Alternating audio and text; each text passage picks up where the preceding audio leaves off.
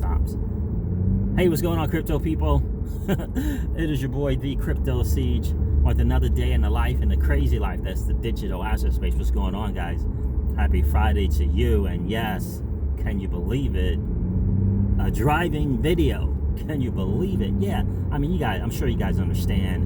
In light of all these world events and all things the beer cold, you know, we have not been going anywhere at all. We've been really kind of self-isolating, really, and only kind of getting out in our neighborhood and just getting out for fresh air. Usually it's just me and Miss Crypto Siege, who is, by the way, alongside me in this driving video. Hello. So, yeah, so got a chance to do a driving video. We're actually out to celebrate. Ozark is out on Netflix. What? Season 3? Mm-hmm. Season 3, it's out. 10 episodes. We are going to splurge. We usually don't do the splurge until Sunday, but we're going to do the splurge today to celebrate Season 3 of Ozark. Man, absolutely excited about that. Guys, listen, I did an XRP daily news in 0 to 10 minutes earlier today, talking about Ripple gets a license to operate in Singapore. It's a temporary license until July 28th of 2020. And I thought it was massive news. Did they give it to other entities as well? Coinbase, Gemini Trust Company, BitGo, you know, institutions. But Pundi X, interestingly enough, was another project with its own digital asset that was given a temporary exemption as well. Of course, Ripple and XRP.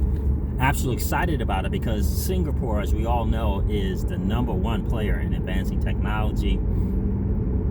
They are no joke, and they certainly do not want to deal with, you know how they operate in that country. They don't mess around. So they are not going to be dealing with bad actors. They're not going to be dealing with any type of money laundering. So they, you know, obviously they vetted the companies that they let operate in their country with this exemption. Major players in the space, and of course Ripple, the ginormous entity that is Ripple, was one of them. And so you know we already know about Ripple of Singapore, right? Ripple Singapore, it's been there for a while. So I'm curious to see what they're going to allow them to do. What is this exemption about? What are they going to? How are they going to be able to operate? You know, what is Ripple going to do there? Are they going to establish more banks? Are they going to, you know, start doing some type of remittance in that region? Don't know. But the fact that Ripple made that cut, if you will, is absolutely outstanding for us as XRP hodlers, right? Absolutely outstanding to get that news because, again, Singapore, they don't mess around. They don't mess around with the clean, how clean the country is. They don't mess around with nada. And so when they say they're concerned about anti-money laundering and, you know, all of this different things in terms of regulations, they don't mess around.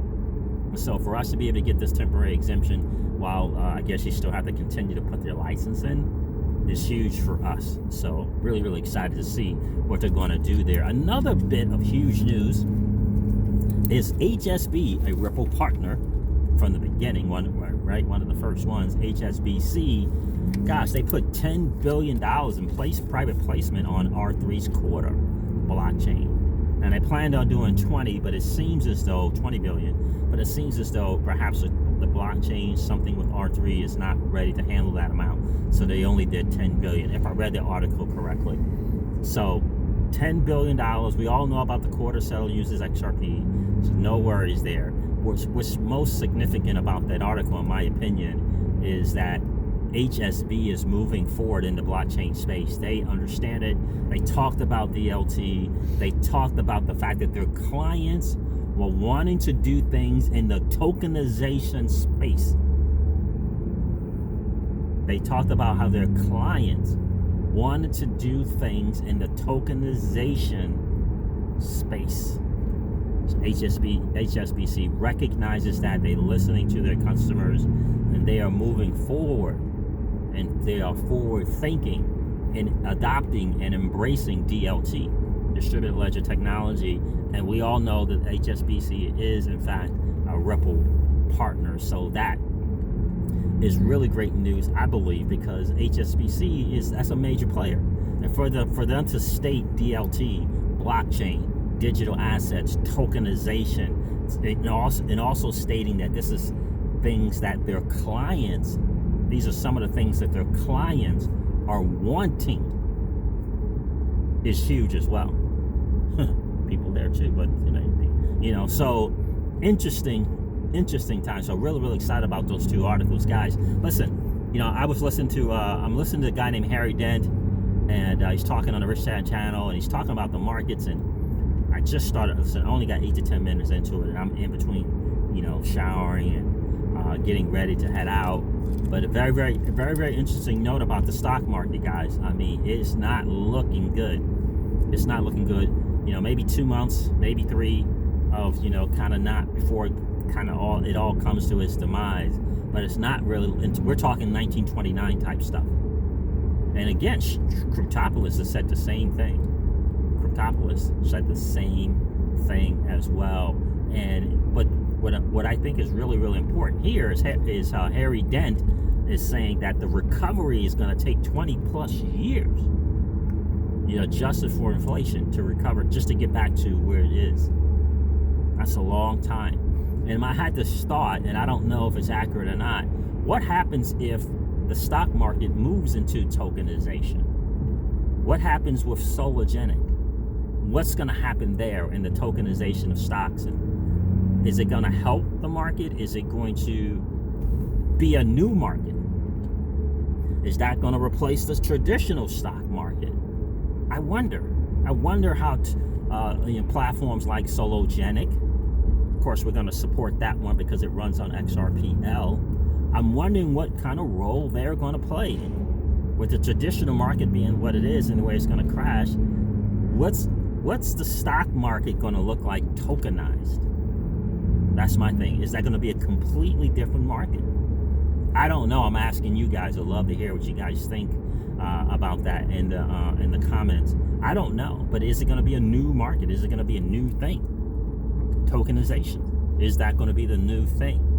I don't know. I just got this feeling that President Donald Trump knows what inevitably is going to happen to that market.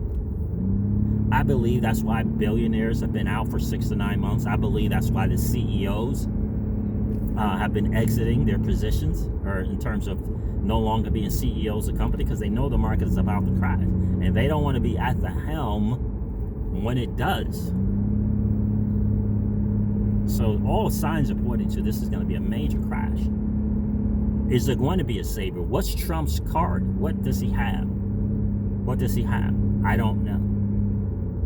It feels like the great old US of A company that is Ripple. That's what it feels like, but I don't know. What's going to be the answer? What is Donald Trump going to do? We know we got the election coming up. What's his ace in the hole? Because if the market's not great, that he doesn't have. What's his other option? What's his plan B? We all know that, one of his plans is certainly the market and trying to get this market to recover. But what if it isn't? What if he's not able to do it? Which is what the experts are saying. It's gone. It's done. So what's his plan B? How does he get himself reelected? Is it the beer cult? I don't know. But really curious to hear what you guys think about the stock market. And will tokenization save it? Will tokenization of the stock market replace the traditional stock market? We'll have to see, guys. I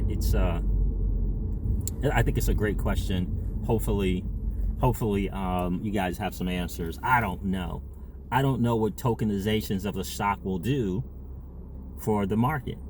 I honestly don't know. But when you hear people like HSBC talking and saying that their clients are wanting to deal with tokens, also found out one of the nominees for the CME, Chicago Mercantile Exchange Board of Directors, I guess it's 5-6 people looking to get on that board. One of them is a big-time blockchain DLT guy.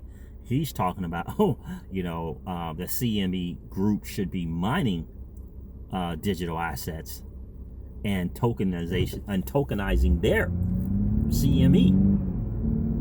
So, again, in speaking to that, if there's people from the CME understand this digital asset space, knowing that tokenization is the place going forward, That is absolutely 1,000% where it's going.